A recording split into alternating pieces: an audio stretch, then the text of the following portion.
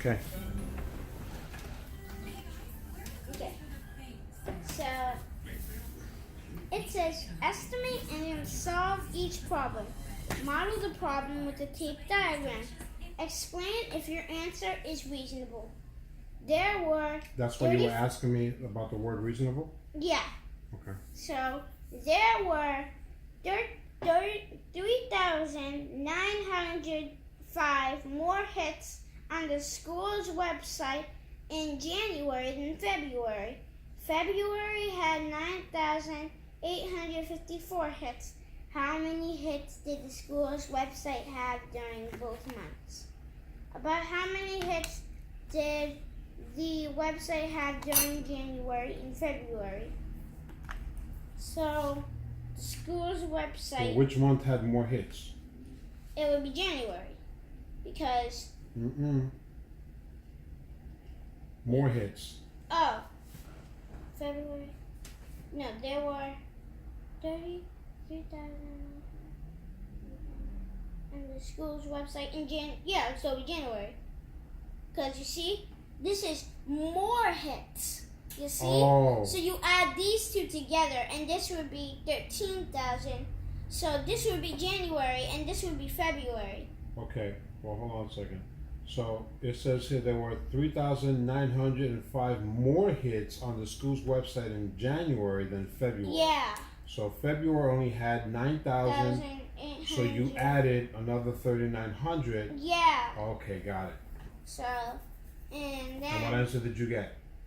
I came up with 13,759, and now the other part of the thing says about how many hits did the website have during January and February. So about means what?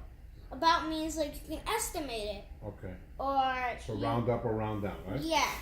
So I drew the two number lines, and so when I drew the two number lines, I made sure that I drew each tick mark to show where it belongs.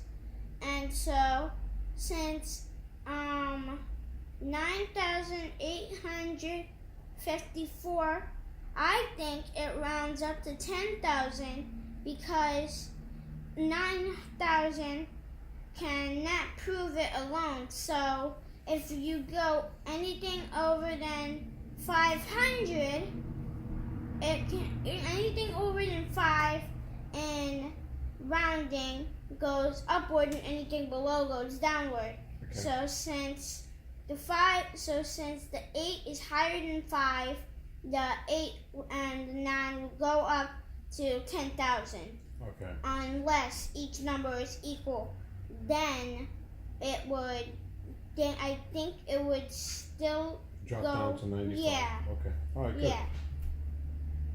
And then I also think that 13,759 should go to 14,000, because then again it's over the 5, and 7 is over 5, since that will have it go over to the 14,000. That makes sense. Okay.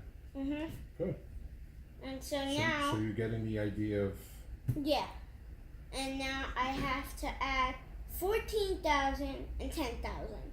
Now since it's going to be all zeros until this one, it would probably be easy to show.